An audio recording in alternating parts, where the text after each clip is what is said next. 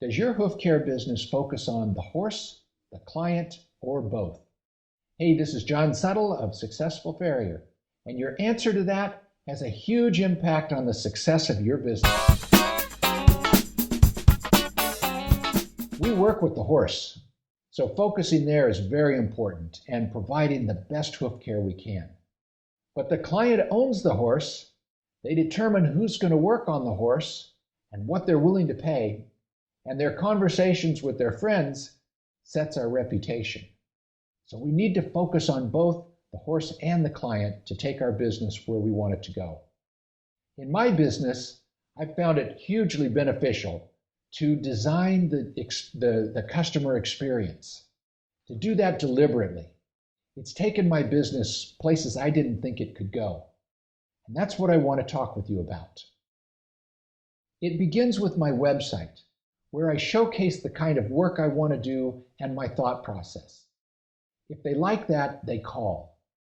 Once they've called, I have a series of questions to ask that help me determine if this is someone I think I can work with and if I think I can deal with the horse's problems and be successful. If I can, then the next part comes in. And this sets that first impression.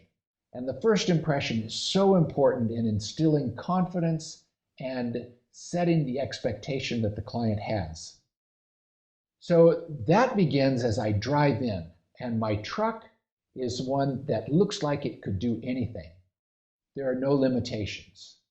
As I walk towards them, I'm dressed so that I look smart and competent. And when I begin talking with them, I have a series of questions so that I can find out what's important to the client, what their values are, what issues they're hoping that I'll address. And I do that in a way that tells them I've got respect for them as a person and I value them. And I'm excited to see them and their horse. Once we bring out the horse, this is a routine that I'll go through every time. And it begins with evaluating the horse. We walk around, I ask the client questions, I get them to point to their concerns and put words to it. That way I can understand what their issues are. Then we begin moving the horse at a walk and a trot. And I'll make comments, I'll ask questions, and I get a sense of what the horse is like. If the client doesn't see it, I'll help them understand and see what the issues are too.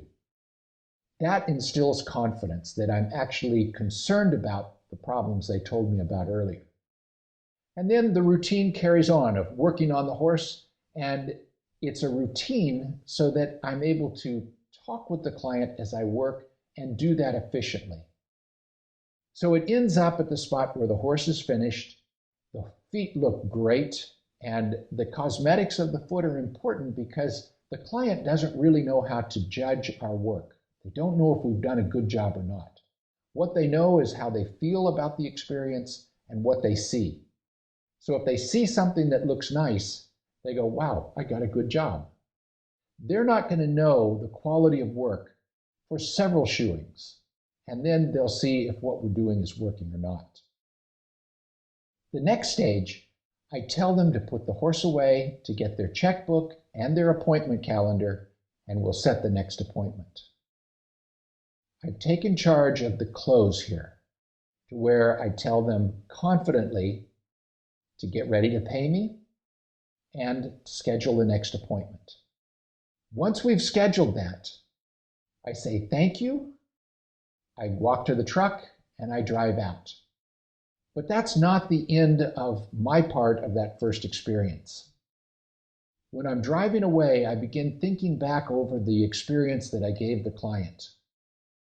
And I look for problem areas, places that didn't flow as smoothly as they could have. And I evaluate what I've done and how I might change that to smooth out those issues.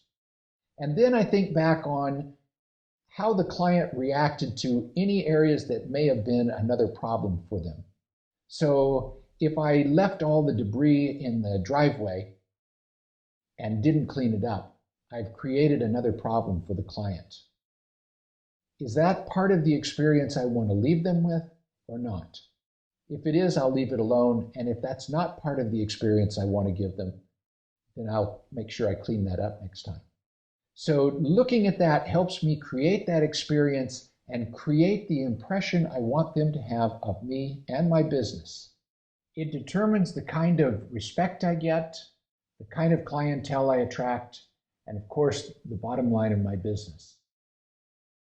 So my question for you is, how can you take these ideas and employ them for your business? So the horse wins, the client wins, the business wins, and you win.